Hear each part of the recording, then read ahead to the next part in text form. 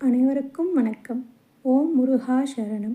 இன்று நாம் இந்த பதிவில் பார்க்க போவது குழந்தை பாக்கியம் பெற சஷ்டி திதியில் விரதம் இருப்பது எவ்வாறு என்பது பற்றி. குழந்தை பாக்கியம் பெற சஷ்டியில் விரதம் இருக்க வேண்டும் என்று நம் முன்னோர்கள் சொல்லுவார்கள்.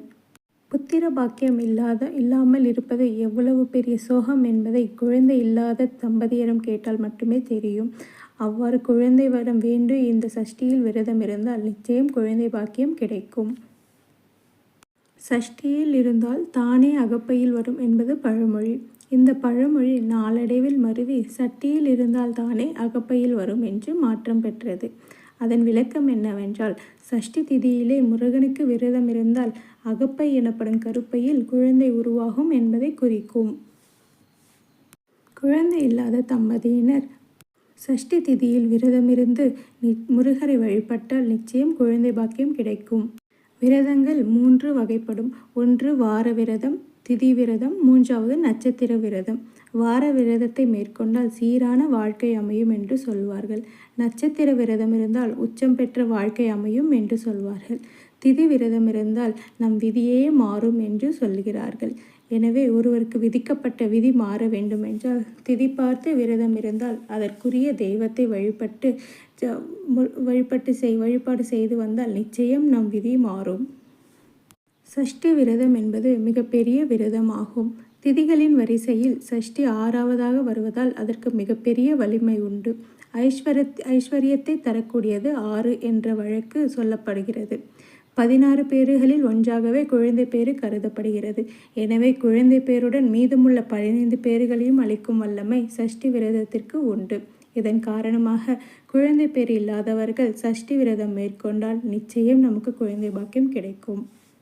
இப்போது சஷ்டி விரதம் எவ்வாறு இருக்கலாம் என்று பார்ப்போம். மாதந்தோறும் 2 சஷ்டி விரதங்கள் வருகிறது. ஒன்று வளர்பிறை சஷ்டி, மற்றொன்று தேய்பிறை சஷ்டி. நாம் இந்த சஷ்டி விரதத்தை ஆரம்பிக்கும் போது வளர்பிறை சஷ்டியில் விரதம் ஆரம்பிக்கலாம்.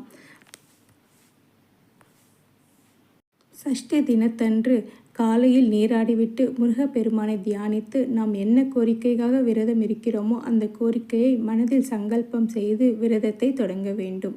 அன்று நம்மால் முடிந்தால் பக்கத்தில் உள்ள முருகப்பெருமான் ஆலயத்துக்கு சென்று முருகரை வழிபட்டு வந்தால் நிச்சயம் நல்லது நடக்கும்.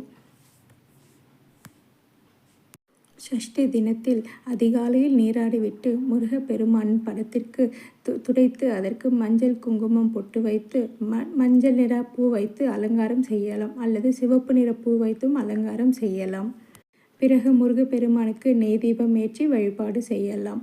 நாம் என்ன நினைத்து வேண்டுகிறோமோ, அதாவது குழந்தை பாக்கியம் வேண்டும் என்று நினைத்து முருகப்பெருமானை மனதார மனமுருகி நம்பிக்கையோடு வேண்ட வேண்டும். எனக்கு குழந்தை பாக்கியம் கிடைக்க வேண்டும் என்று முருகப்பெருமானை மனதில் நினைத்து சங்கல்பம் செய்து கொண்டு விரதத்தை தொடங்கலாம். அன்று காலை 6 மணிக்கு விரதத்தை தொடங்கி விடலாம். முடிந்தால் எவ்வளோ சீக்கிரம் முடியுமோ அவ்வளோ சீக்கிரம் விரதத்தை தொடங்கி விடலாம். அன்று நாள் முழுவதும் விரதம் இருந்து நாம் எதையும் உண்ணாமல் விரதம் இருக்கலாம். அவ்வாறு இயலவில்லை என்றால் நாம் பால், பழம் அல்லது நீராகாரம் எடுத்துக்கொண்டு விரதத்தை இருக்கலாம். அன்று நாள் முழுவதும் முருக புகழ் பாடல்கள் பாடிக்கொண்டு இருக்கலாம். கந்த சஷ்டி கவசம், கந்தர் அலங்காரம், திருப்புகழ் போன்றவற்றை பாராயணம் செய்யலாம். திரு அருணகிரிநாதர் அவர்கள் வழங்கிய திருப்புகழில் நாம் குழந்தை பேறு வேண்டுவதற்காக ஒரு திருப்புகழ் கொடுக்கப்பட்டுள்ளது. அந்த திருப்புகழை உங்களுக்கு கொடுக்கிறேன். நீங்களும் அதை விரதம் இருக்கும்போது பாராயணம் செய்யலாம். 6 அல்லது 11 முறை பாராயணம் செய்யலாம். இந்த விரதத்தை தம்பதிகளாக விரதமிருந்து மேற்கொண்டால் நிச்சயம் நல்லது நடக்கும். சஷ்டி விரத நாட்களில் சிரத்தையாக விரதமிருந்து மேற்கொள்பவர்கள் அனைத்து சிறப்பையும் பெற முடியும் என்று சொல்லுகிறார்கள். பெருமானுக்கு நெய்வேத்தியமாக பால், வாழைப்பழம், தேனும் தினைமாவும் மற்றும் கற்கண்டு போன்ற நம்மால் இயன்ற நெய்வேத்தியத்தை படைத்து வழிபாடு செய்யலாம்.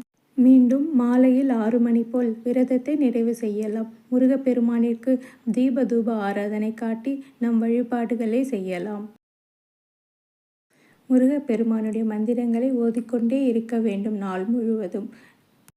ஓம் சரவண பவ, ஆறுமுகம் அருளிடும் அனுதினமும் ஏறுமுகம், நற்பவி போன்ற மந்திரங்களை சொல்லிக்கொண்டே இருக்கலாம். பிறகு கற்பூர ஆரத்தி காட்டி முருகப்பெருமானுக்கு நம் விரதத்தை முடித்து கொள்ளலாம். இவ்வாறு விரதம் இருந்தால் நிச்சயம் நமக்கு குழந்தை பேறு கிடைக்கும். இந்த விரதத்தை 6 வாரம் அல்லது 9 வாரம் தொடர்ந்து இருக்கலாம். அல்லது எப்போதும் மாதம் வரும் சஷ்டியில் நாம் விரதம் இருந்து கொண்டேயும் இருக்கலாம். நிச்சயம் நமக்கு நல்லது கிடைக்கும். வாழ்க்கையில் வெற்றி கூட கிடைக்கும். இந்த சஷ்டி விரதத்தில் விரதமிருந்து குழந்தை பேறு பெற்றவர்கள் ஏராளமான தம்பதிகள் உள்ளனர். இந்த சஷ்டி தினத்தன்று நம்மால் இயன்றால் அன்னதானம் செய்தால் மிகவும் நல்லது. 3 அல்லது 5 பேருக்கு நம்மால் முடிந்த உணவு தானம் செய்யலாம். இந்த சஷ்டி விரதத்தை கடைபிடிப்போர் குழந்தை வரம் வேண்டி முருகனை நினைத்து விரதமிருக்க அவரே குழந்தையாக பிறப்பார் என்று ஐதீகம். இந்த சஷ்டி தினத்தன்று பெண்கள் விரதம் இருப்பதால் குழந்தை வரம் வேண்டி விரதம் இருந்தால் அவர்களின் உடலின் குறைகள் நீங்கி முருகனின் அருளால் பெண்களின் குழந்தை வரம் கிடைக்கும். இவ்விரதத்தை மாதந்தோறும் மேற்கொள்ளலாம். இதனால் நாள்பட்ட நோய்களால் பாதிக்கப்பட்டவர்களின் உடல் ஆரோக்கியம் மேம்பட்டு அந்நோய்கள் படிப்படியாக நீங்கும். நீங்களும் சஷ்டி விரதத்தில் விரதமிருந்து குழந்தை பாக்கியம் பெற்று சந்தோஷமாக இருக்கலாம்.